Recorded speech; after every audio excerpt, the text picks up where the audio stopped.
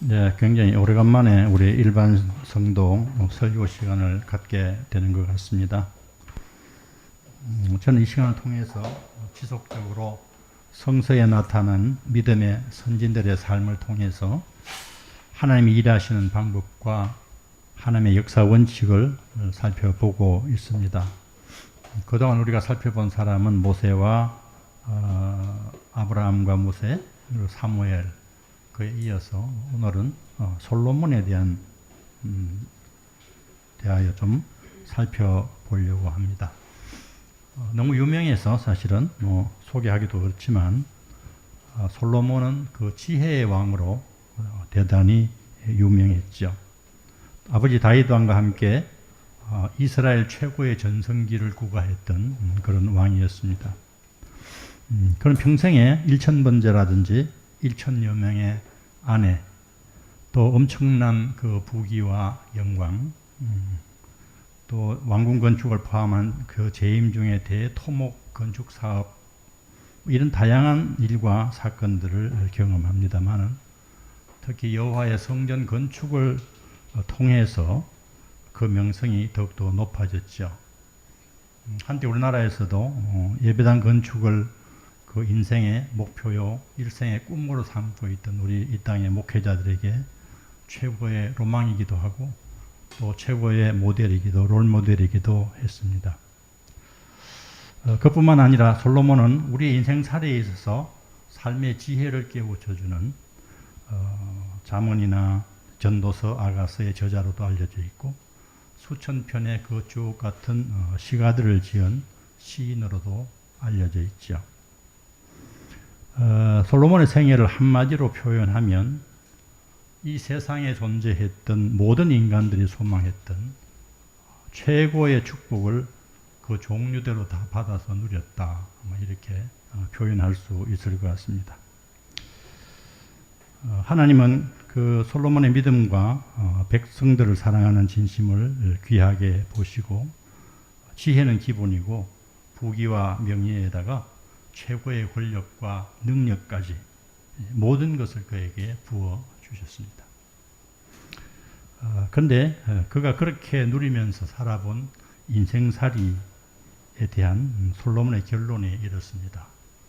전도서 1장 2절을 보면 헛되고 헛되니 모든 것이 헛되다. 그렇게 본다면 참 인생이란 것이 참 허망한 것이죠. 그러나 우리 같은 이 땅의 필부들은 헛되고 헛되도 좋으니까 그렇게 좀 살아봤으면 좋겠다. 그런 생각이 들기도 합니다. 그러나 솔로몬의 이 말은 진위가 조금 왜곡되었다는 생각이 납니다. 우리 시편 127편 1절을 같이 읽어보겠습니다. 앞에 있죠. 주님께서 집을 세우지 아니하시면 집을 세우는 사람의 수고가 헛되며 주님께서 성을 지키지 아니하시면 파수꾼의 깨어있음이 헛된 일이다. 우리의 모든 인생살이가 헛되고 헛되다, 그런 의미라기보다는 여호와가 없는 세상, 여호와 없이 이루어지는 모든 인생사가 헛되고 무의미하다, 그런 뜻으로 받아들이면 되겠습니다. 그런 40년 동안 왕위에 있으면서 국내적으로는 굉장히 강력한 권력과 부를 기반으로 영토 확장도 많이 했고요. 또 성전 건축을 비롯해서 대대적인 토목 건축 사업도 많이 수행을 했습니다. 또 대외적으로는 이런 강력한 국력을 바탕으로 주변 여러 나라들과 외교와 교역을 통해서 나라의 경제적인 번영과 평화의 어떤 기반을 닦았던 그런 왕이었습니다. 그의 재위 40년 재임 시절 동안에 이스라엘은 참으로 평안하였고 그 평화를 바탕으로 솔로몬은 수많은 업적을 쌓을 수가 있었죠. 특히 하나님에 대한 뜨거운 사랑과 열정으로 그가 완성한 여호와의 성전 건축은 그의 대표적인 업적이라고 할 수 있겠습니다. 그 반면에 솔로몬은 애굽왕 바로의 공주를 필두로 해서 수많은 이방 여인을 아내와 후궁으로 궁중에 맞아들임으로써 궁궐을 이방신들의 근거지로 만들고 우상숭배의 진원지로 변질시키는 그런 실책을 범합니다. 이것이 결국은 그 아들 때의 나라가 남북으로 갈라지는 단초가 되고 말죠.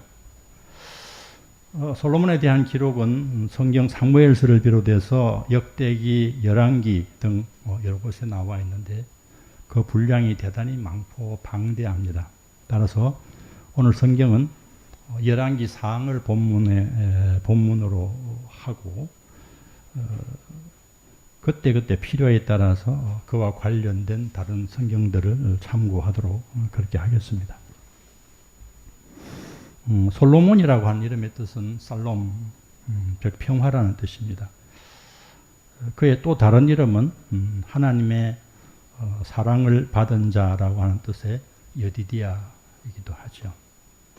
이 여디디아라는 이름은 하나님께서 선지자 나단을 통해서 그에게 친히 지어주셨던 그런 이름입니다. 그는 다윗 왕과 그의 충직한 신하였던 우리아의 아내 바스테바 사이에서 태어나서 아버지 다윗의 왕위를 계승하고 통일 이스라엘의 세 번째 왕이 되었습니다. 그런데 솔로몬은 다윗의 10번째 아들이었습니다.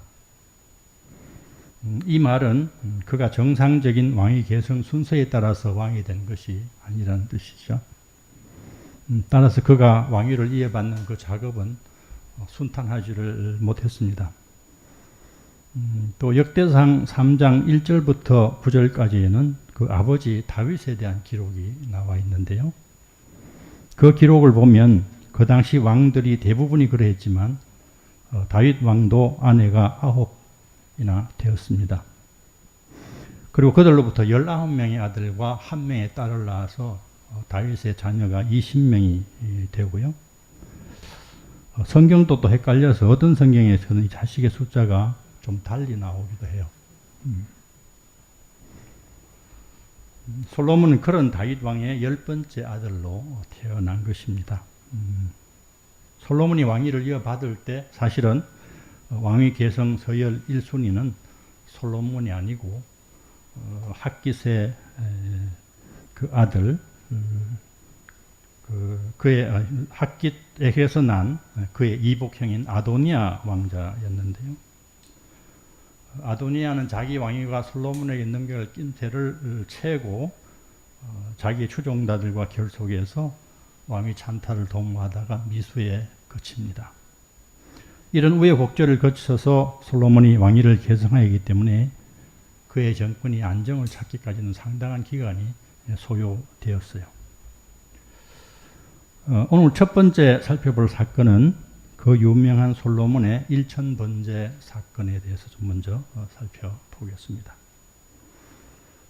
솔로몬은 40년간 왕위에 있으면서 왕위에 오른 후에 상당히 오랜 기간 동안은 참으로 주님을 사랑하고 자기 아버지 다윗의 법도를 잘 따랐다고 열왕기상 기자가 말해줍니다.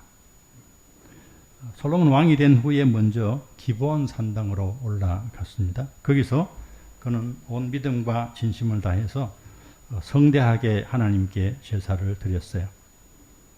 원래 이 산당은 잘 아시겠지만 우상이나 이방 신들을 섬기는 그런 용도로 지어진 장소였습니다. 그런데 그 당시에는 아직까지 성전이 없었기 때문에 왕들은 물론이고 일반 백성들도 산당에서 여호와께 제사를 드리고 분향을 하고 있었습니다. 특별히 이 기브온 산당은 모세가 광야에서 만든 그 성막과 번제단이 있는 곳이어서 역사적으로 그 유래가 깊고 영적으로도 상당히 의미 있는 그런 곳이었습니다. 역대하 1장 3절 기록에 의하면 이때 수많은 이스라엘 회중들도 함께 동행한 것으로 그렇게 되어 있습니다. 솔로몬이 그 제단에 1000번제를 드렸더니라고 이렇게 기록하고 있어요. 1000번제라는 이 말이 우리 한국 기독교인들에게는 원래의 뜻과 무관한 지극한 정성이라고 하는 조금 미신적인 상상을 떠돌리게 하는 그런 단어입니다. 번제는 자기 자신을 온전히 하나님께 바치는 헌신의 제사이지요. 따라서 그 다른 제사와는 달리 번제에 사용된 제물은 아무것도 남기지 않고 완전히 태워서 하나님께 올려드렸습니다. 이 일천 번제를 기뻐 받으신 하나님께서 그날 밤에 꿈에 솔로몬에게 나타났습니다. 역대하에서는 꿈이 아니라 하나님이 직접 나타나신 것으로 그렇게도 기록이 되어 있어요. 그리고 내가 너에게 무엇을 주기를 바라느냐, 나에게 구하여라, 이렇게 말씀하십니다. 솔로몬에게는 자기 필생의 소원을 이룰 수 있는 무엇이든지 이룰 수 있는 그런 기회였죠. 이 질문 앞에 솔로몬은 굉장히 겸손하고 진솔하게 자기의 생각을 하나님께 말씀을 드립니다. 그런 하나님께서 왕위 계승 순서도 아닌 자기 자신으로 하여금 아버지의 뒤를 잇게 하시고 하나님의 백성들을 자기에게 맡기신 뜻과 의도가 무엇인가를 잘 알고 있었습니다. 자기가 왕이 된 것이 자기가 똑똑해서 잘나서 자격이 있어서 그렇게 된 것이 아니라 또 자기 혼자 굉장히 잘 먹고 잘 살라는 그런 뜻이 아닌 것도 잘 알았습니다. 그래서 그는 하나님께서 자기에게 이 왕위를 넘겨주신 이유는 단 한 가지, 아버지 다윗의 뒤를 이어받아서 성실과 공의와 정직한 마음으로 자기에게 주어진 하나님의 백성들을 겸손하게 섬기고 돌보게 하기 위한 것이었다고 분명하게 말씀합니다. 이런 차원에서 지금 자기에게 가장 필요한 것은 자기 백성들에 대해서 공의와 정직을 바탕으로 지혜롭게 재판하고 백성들의 선과 악을 잔불변할 수 있는 능력이 있어야 되겠다고 그렇게 하나님 앞에 말씀합니다. 그에게 있어서 삶의 우선순위는 자기 자신의 영달이 아니었고 하나님이 주신 사명이 무엇인가 바로 여기에 있었죠. 이 사명을 가장 잘 수행하기 위해서 그는 하나님께 지혜를 달라고 구했습니다. 하나님은 이 대답을 굉장히 흡족하게 여기셨고 만족해 하셨어요. 그래서 하나님은 그를 놀랍게 축복하십니다. 오늘 말씀 열왕기상 3장 11절에서 14절 말씀을 같이 한번 읽어보겠습니다. 시작. 그러므로 하나님께서 그에게 말씀하셨다. 내가 스스로를 생각하여 오래 사는 것이나 부유한 것이나 원수 갚는 것을 요구하지 아니하고 다만 재판하는 데 듣고서 무엇이 옳은지 분별하는 능력을 요구하였으므로 이제 나는 네 말대로 네게 지혜롭고 총명한 마음을 준다. 너와 같은 사람이 너보다 앞에도 없었고 내 뒤에도 없을 것이다. 나는 또한 네가 달라고 하지 아니한 부귀와 영화도 모두 너에게 주겠다.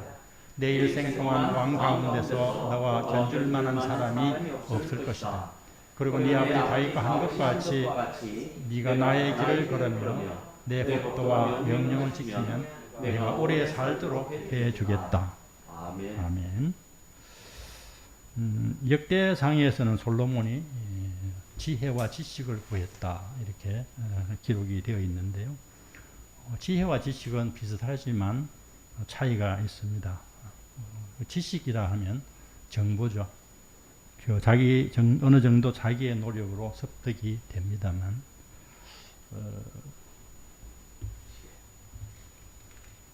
되지만 그러나 지혜는 이와 좀 다릅니다. 지혜에는 하나님의 깊은 통찰력과 영적인 판단력이 그게 들어있어요. 따라서 이 지혜의 근원은 하나님이십니다. 솔로몬은 이 사실을 잘 알고 있었기 때문에 잠언 1장 7절에 여호와를 경외함이 지식의 근본이다. 여기에 지식이라는 말은 지혜라는 말과 같습니다. 원래 이 지혜라는 단어는 경청이라고 하는 말과 그 어근이 같아요. 경청은 주위에서 잘 듣는다 그런 뜻이죠. 그래서 지혜는 하나님의 말씀을 경청하는 것에서부터 얻어지는 것이 이 지혜입니다. 솔로몬은 이 대답을 대단히 기뻐하시고 하나님은 그 마음을 귀하게 받으셔서 하나님 그가 원하는 지혜롭고 총명한 마음과 함께 네가 요청하지 아니한 부귀와 영화도 더하여 줄 뿐만 아니라 아버지 다윗과 같이 하나님의 법도와 명령을 잘 지키면 장수까지도 주겠다고 하나님이 약속하셨습니다. 신구약 성경에 일관되게 흐르는 하나님의 역사 원칙이 하나 있어요. 그것은 삶의 우선순위에 대한 문제입니다. 자기의 삶과 자신의 욕망이 우선인가, 아니면 하나님 주신 사명과 그 뜻을 수행하는 일이 먼저인가 하는 문제. 나의 삶에서 하나님이 우선인가 아니면 내가 먼저인가 하는 이 문제에 대한 결단이 우리 기독교 신앙의 핵심이라고 할 수 있습니다. 아마 이것이 우리가 일평생 싸우고 실험해야 할 신앙의 숙제가 아닌가 그런 생각을 해봅니다. 하나님을 1번으로 하는 삶으로 우리의 가치관과 인생관이 설정될 때 하나님은 그 외의 모든 것도 다 너에게 주겠다고 약속하셨습니다. 그러나 나 자신을 삶의 목적 1번으로 올려놓을 때 1번은 얻을 수 있을지 모르지만 하나님은 우리를 떠나갈 수밖에 없습니다. 왜냐하면 이 가치관은 나 자신을 우상화하는 것이기 때문에 그렇습니다. 예수님도 동일한 약속의 말씀을 하셨죠. 마태복음 6장 33절을 보면 너희는 먼저 그의 나라와 그 의를 구하라. 그래야면 이 모든 것을 더하시리라. 이렇게 말씀하십니다. 하나를 선택한다는 것은 다른 하나를 포기할 수 있다는 것을 의미합니다. 인간은 결코 두 주인을 섬길 수가 없기 때문에 그렇습니다. 그런데 일천번제에 대해서는 좀 더 설명을 드려야 할 것 같습니다. 왜냐하면 현재 우리 일부 한국 교회에서 행해지고 있는 이 일천번제에 대한 그 잘못된 이해가 우리 신앙에 끼치는 해악이 너무나 크기 때문에 그렇습니다. 제가 코로나 이전에 기독교 서점에 갔다가 일천번제 헌금이라고 인쇄되어 있는 헌금 봉투를 보고 좀 충격을 받은 적이 있습니다. 지금까지 살펴본 바대로 우리가 일천번제 사건에서 솔로몬이 하나님으로 받은 그 넘치는 축복의 요체는 하나님에 대한 진실한 사랑과 그 사랑에 기초한 하나님 우선적인 가치관 때문에 얻은 것이죠. 그런 믿음 때문에 주신 것임을 성경이 분명하게 말하고 있습니다. 그런데 의외로 많은 한국 교회들이 솔로몬의 일천번제 사건을 이런 측면에서 이해를 하고 있습니다. 솔로몬이 지극정성으로 하나님께 1000번의 제사를 드렸기 때문에 하나님께서 그의 정성을 가상히 여겨서 솔로몬에게 소원을 물었고, 솔로몬이 지혜롭게 대답을 잘해서 하나님으로부터 그의 소원을 성취했다. 많은 목사님들이 이 사건을 이처럼 지성이면 감천이다, 지성이면 소원 성취한다, 이런 식으로 말씀을 왜곡하고 있습니다. 이게 무식의 소치인지 고의적인 말씀 왜곡인지는 잘 모르겠습니다. 그래서 한국 교회에서는 1000번 정성을 다한 예배를 드리면 소원을 성취할 수 있다, 이렇게 가르치고, 지극정성 1000번의 예배가 소원 성취의 비결로 둔갑합니다. 또 지극정성의 예배의 증표는 예배에 참석할 때마다 예물을 드려야 된다, 이렇게 말하죠. 이렇게 해서 이제 예배는 뒷전이고 헌금이 주가 되어 주객이 전도된 예배로 한국 교회에서는 1000번제 예배가 지금 바뀌어 버렸습니다. 변질되어 버렸습니다. 이 또 기가 막히는 일은, 어떤 분들은 자기는 살 만큼 살았으니까 자기보다도 앞날이 군말리 같은 자기 자식이나 손자의 소원을 성취해 주기 위해서 예배는 자기가 참석하고 헌금 봉투에는 자기 아들 이름이나 손자 이름을 쓴다는 것입니다. 1000번제의 왜곡으로 한국 기독교가 얼마나 지금 기복화되고 미신화 되어가고 있는가, 얼마나 타락의 길로 가고 있는가를 보여주는 사례라고 생각합니다. 이처럼 철저히 무당화되고 기복화된 기독교는 기독교가 아닙니다.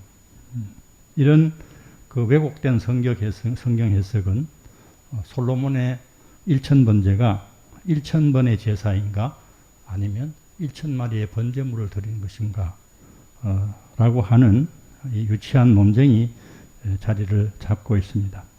사실은 1,000번의 제사이면 어떻고 1,000마리의 번제면 어떻습니까? 아무 관계없는 일입니다. 한국 교회에서 이 1,000번제에 대한 해석의 차이는 한자어인 이 번자의 해석에서 갈라집니다. 앞에 나와 있지만 첫 번째 1,000번제의 번자는 차례 번자, 순서 번자죠. 1,000번, 1,000차례, 1,000번의 제사 이렇게 해석할 수 있고, 이번에 나오는 이 번제는 우리가 잘 아는 대로 태울 번자, 구울 번자, 이 번제 아까 말씀드린 그 제사를 말합니다. 이 번자를 차례 번자로 보느냐 태울 번자로 보느냐의 차이인데, 전자로 보면 1,000번의 제사가 되고 후자로 보면 1,000마리의 제물이 되는 것입니다. 그런데 1,000번제 예배를 공식적으로 도입한 교회들은 이 번자를 차례 번자로 해석하고 싶어 하는 것이죠. 성경 본문 열왕기상 3장 4절에서 보면 개역 개정 성경에는 1,000번제를 드렸다 이렇게 되어 있고, 세번역 성경에는 지금 분명하게 그 제단에서 바친 번제물은 1,000마리가 넘을 것이다 아마 이렇게 되어 있습니다. 역대하 1장 6절에 보면 번제물 1,000마리를 바쳤다 이렇게 명시되어 있고요. NIV의 영어판 번역에도 보면 1,000 burnt offers 이렇게 돼서 번제 1,000마리의 번제물로 분명하게 나와 있습니다. 어느 해석이 옳은가는 우리 여러분들의 판단에 맡기겠습니다. 이번에는 두 번째 주제를 좀 살펴보겠습니다. 하나님 우선, 하나님 1번의 신앙관을 가진 솔로몬에게 하나님이 베풀어 주신 축복의 내용을 성경의 기록에 따라서 좀 살펴보고, 솔로몬 왕국이 그 엄청난 부와 물질을 어떻게 어디에 사용했는가를 좀 살펴보려고 합니다. 솔로몬 하나님 약속대로 이 세상에서 가장 탁월한 지식과 지혜의 소유자가 됐습니다. 열왕기 기자는 하나님이 솔로몬에게 지혜와 총명과 넓은 마음을 바닷가의 모래알처럼 한없이 많이 주었다. 열왕기상 4장 29절에 그렇게 말씀하고, 그의 지혜가 동양의 어느 누구보다도 이집트의 어느 누구보다도 더 뛰어났다. 이렇게 기록을 하고 있습니다. 그렇다면 하나님이 그에게 베풀어 주신 그 지혜와 지식이 어느 정도인가? 사실 우리가 인생을 살아봐서 알지만 인생이라는 것이 인간의 머리로는 도저히 이해할 수 없는 불가사의인 것이 너무나 많죠.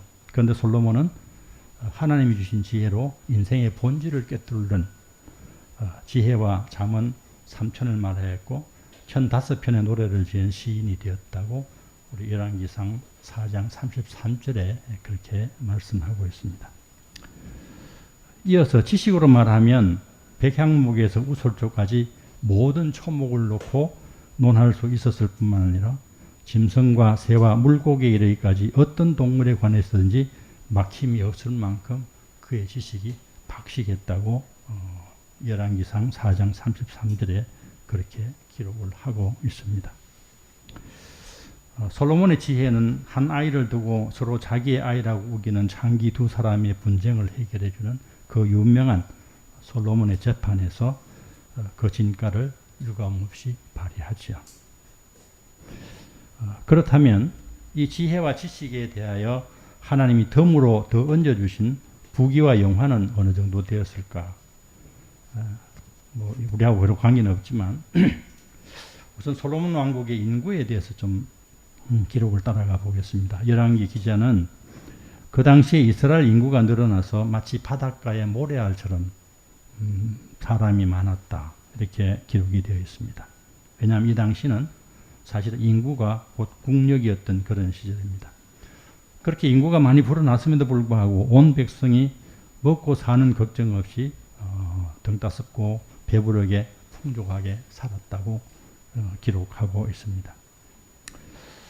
사실 제 생각 같아서는 여기까지는 했으면 딱 좋았을 것 같아요. 근데 과유불급이라는 말처럼 솔로몬 왕실의 부와 사치는 이보다도 한참을 더 많이 나가버렸습니다. 열왕기상 4장 22절 23절에는 당시 솔로몬 왕가가 사용한 하루치 먹거리의 내용과 그 양이 자세하게 기록이 되어 있습니다. 같이 읽어보겠습니다.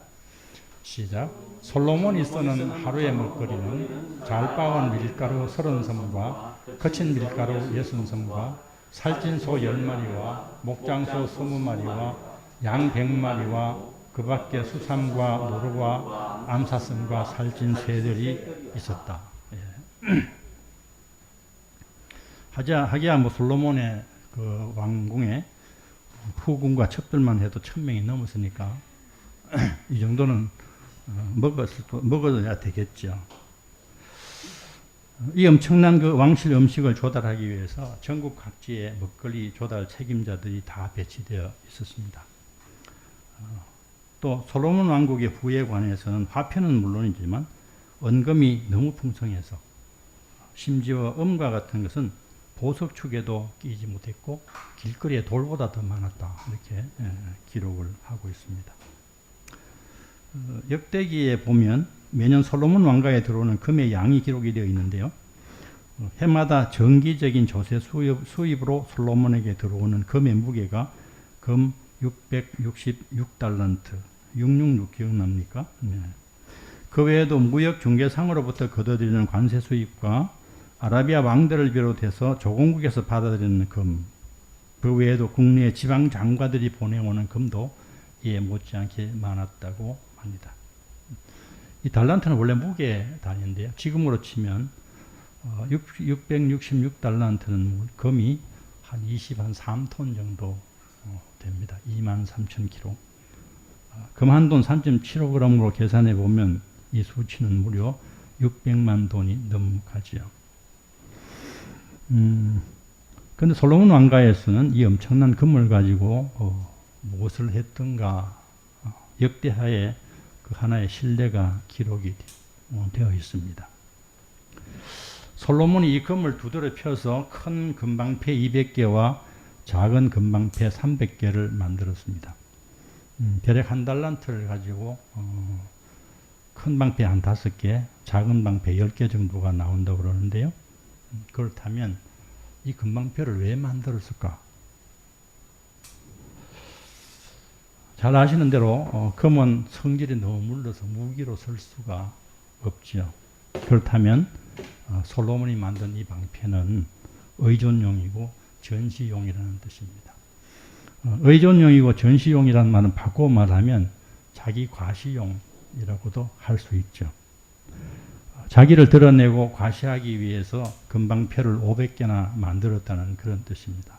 그런데 불행하게도 이 금방패는 그의 아들 때 뭐 2대를 넘기지 못하고 아들 르호보암 때 애굽의 시작 왕이 쳐들어와서 몽땅 다 뺏기고 말았습니다. 이것이 전부가 아니고 솔로몬은 상아로 보좌를 만들고 그 위에 순금을 입혔습니다. 그가 먹고 마시는 용도로 사용하는 모든 그릇은 다 금으로 만들었습니다.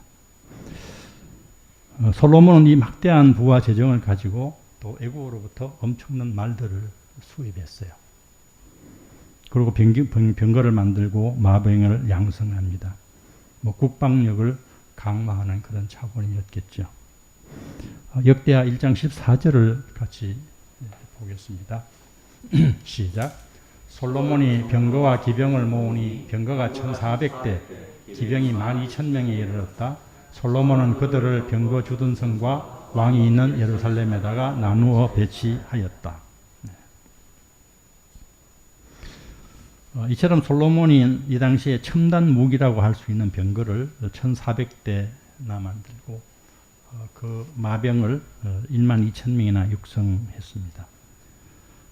이뿐만 아니라 그 재임 40년 동안에 그는 막대한 재정을 쉴 새 없이 성전 건축을 비롯해서 대규모 국책, 토목, 건설 사업을 벌립니다. 사람은 누구나 어떤 업적을 남기고 싶어 하겠죠. 솔로몬도 대단한 업적주의자가 아니었던가 싶습니다. 업적주의자라는 말은 한마디로 하나님보다 자기 이름을 남기기를 좋아하는 그런 사람이라는 뜻입니다. 요즘 우리나라에서도 많이 회자되는 말이지만 국가의 재정은 화수분이 아니죠. 화수분이란 말은 재물이 계속해서 나오는 보물단지를 화수분이라고 합니다. 그렇다면 솔로몬이 엄청난 사치를 위해서 또 업적을 위해서 대규모 건축 사업에 사용되는 또 국방력에 사용되는 말수입, 이 막대한 재정이 어디서 나오는 것입니까? 하늘에서 떨어지는 것이 아닙니다. 우선은 이런 일들을 많이 할수록 백성들의 세금이 많아지죠. 또 주위 국가로부터 힘과 위협으로 거두어들인 조공이 더 많아져야 됩니다. 이런 사용처가 늘어날수록 백성은 물론이고 주위의 조공 국가들에게도 과도한 부담과 짐이 부과되게 되어 있습니다. 특별히 노예들은 이 당시 하루도 쉬지 않고 지속적으로 수행되는 이 국책 사업에 동원되어서 중노동에 시달리게 되었습니다. 솔로몬 왕실은 분에 넘치는 사치를 누리고 솔로몬은 자기의 업적과 명성을 남겨서 참 행복했을지 모르지만 그들 외에 노예는 물론이고 자기 나라의 백성들,